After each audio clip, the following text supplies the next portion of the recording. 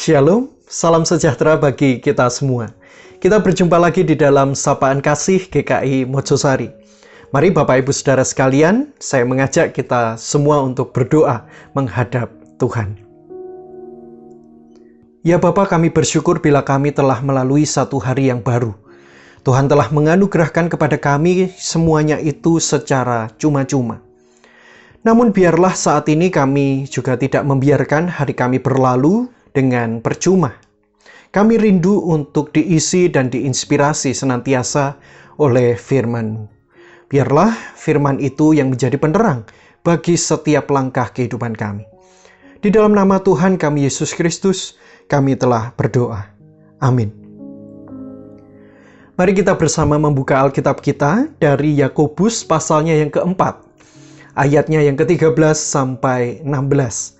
Saya akan bacakan bagi kita sekalian. Jadi sekarang, hai kamu yang berkata, hari ini atau besok kami berangkat ke kota Anu, dan di sana kami akan tinggal setahun dan berdagang, serta mendapat untung. Sedang kamu tidak tahu apa yang terjadi besok. Apakah arti hidupmu? Hidupmu itu sama seperti uap yang sebentar saja kelihatan lalu lenyap. Sebenarnya kamu harus berkata, jika Tuhan menghendakinya, kami akan hidup dan berbuat ini dan itu.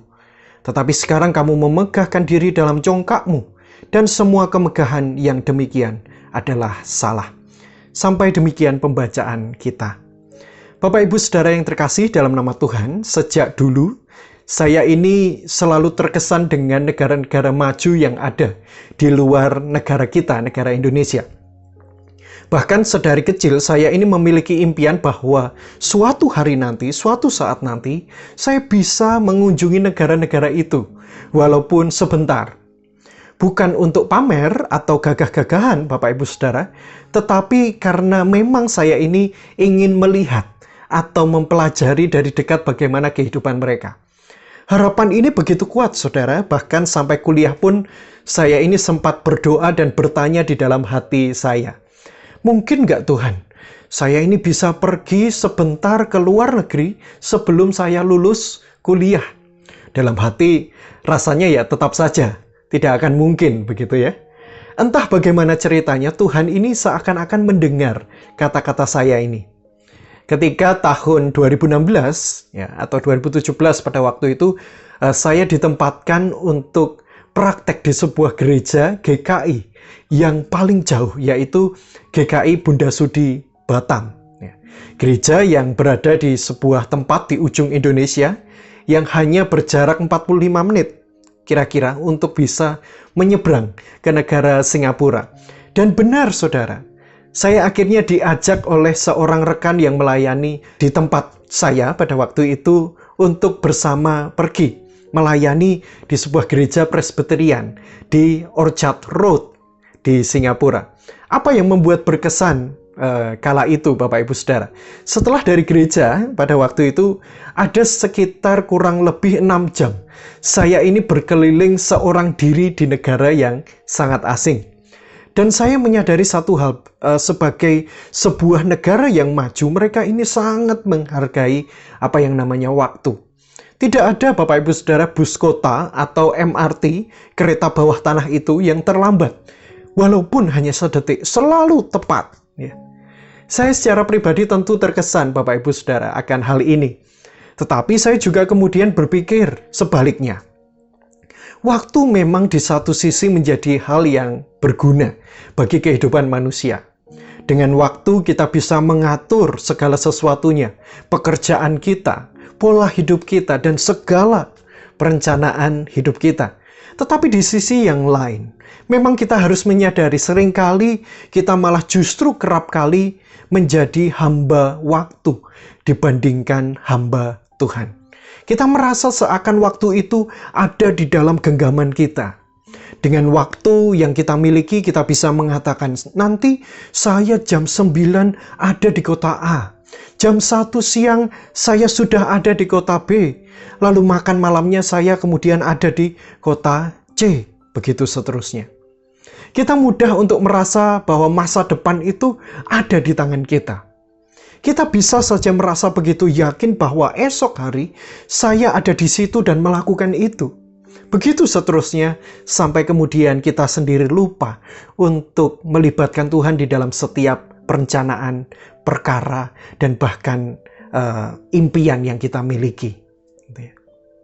Bapak Ibu Saudara yang terkasih, surat Yakobus ini memberikan sebuah peringatan yang penting bagi kita sekalian. Yakobus mengingatkan kita untuk berhati-hati dan bijaksana terhadap waktu yang kita miliki. Sebab kita tidak pernah tahu apa yang akan kita jalani atau lewati esok hari. Kita tidak bisa sepenuhnya percaya diri bahwa waktu itu sudah ada di dalam genggaman kita. Apa yang saya jadwalkan juga pasti akan terjadi esok hari. Yakobus melanjutkan pesannya kepada kita dengan mengatakan, saudara, betapa fananya hidup manusia. Kita ini ringkih dan rapuh, seperti uap yang muncul dan kemudian hilang begitu saja. Artinya adalah, saudara, bahwa hidup kita ini bisa berubah sedemikian cepat di dalam sekejap. Berubah dalam hitungan jam, hitungan menit, dan bahkan hitungan detik. Tiba-tiba saja apa yang kita punya itu bisa hilang, bahkan nyawa kita juga bisa melayang. Sewaktu saya sekolah dasar atau SD, saudara, saya ini memiliki seorang teman, di mana keluarganya ini memiliki sebuah usaha toko alat-alat musik. Salah satu yang terlengkap di kota Kediri bahkan hingga saat ini, saudara. Saya ingat pada waktu itu, di tahun itu, ada satu masa di mana keluarganya ini merugi besar-besaran. Karena apa? Karena gudang alat musiknya itu tiba-tiba mengalami kebakaran, saudara. Kita tahu, Bapak Ibu Saudara, segala sesuatu yang berhubungan dengan alat musik dan audio itu bukan barang yang murah. Bayangkan Bapak Ibu, apa yang kita miliki itu bisa sedemikian cepat hilang, lenyap begitu saja. Oleh karenanya Yakobus ini memberikan sebuah saran praktis bagi kita sekalian. Janganlah kita ini dengan mudah mengatakan, hari ini atau besok kami berangkat ke kota Anu, dan di sana kami akan tinggal setahun dan berdagang serta mendapat untung. Tetapi katakanlah, jika Tuhan menghendakinya, kami akan hidup dan berbuat ini dan itu.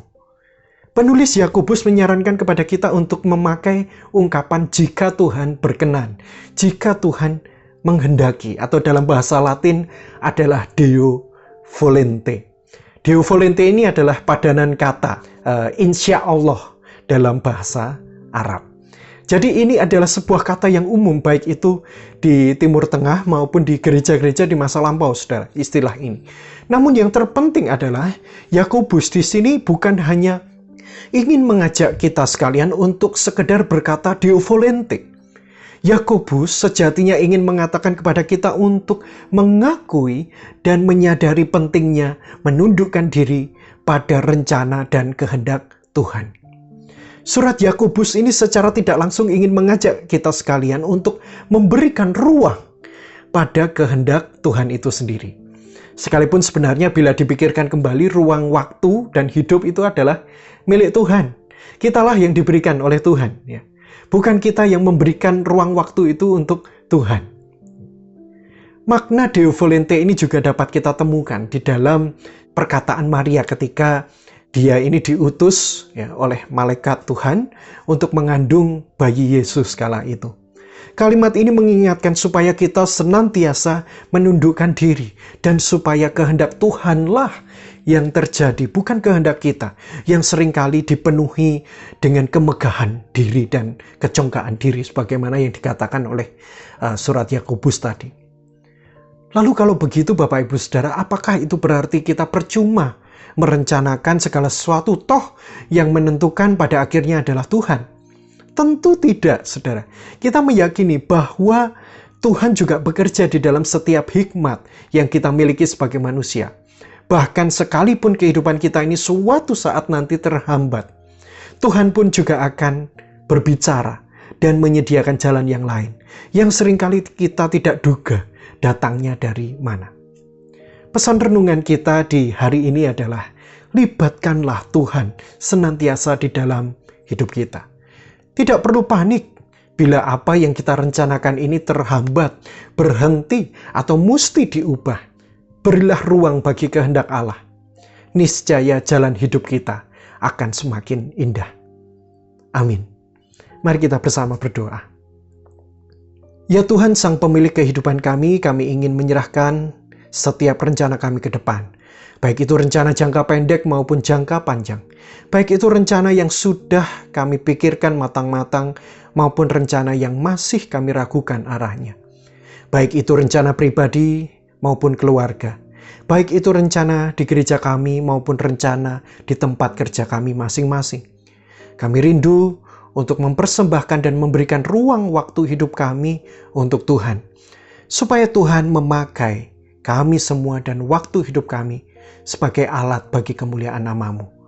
Berilah kami kerendahan hati untuk selalu mengoreksi diri apakah yang kami pikirkan dan rencanakan semuanya telah berasal dari Tuhan semata.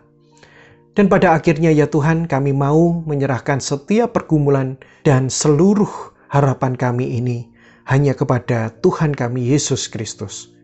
Amin. Kiranya Tuhan memberkati kita.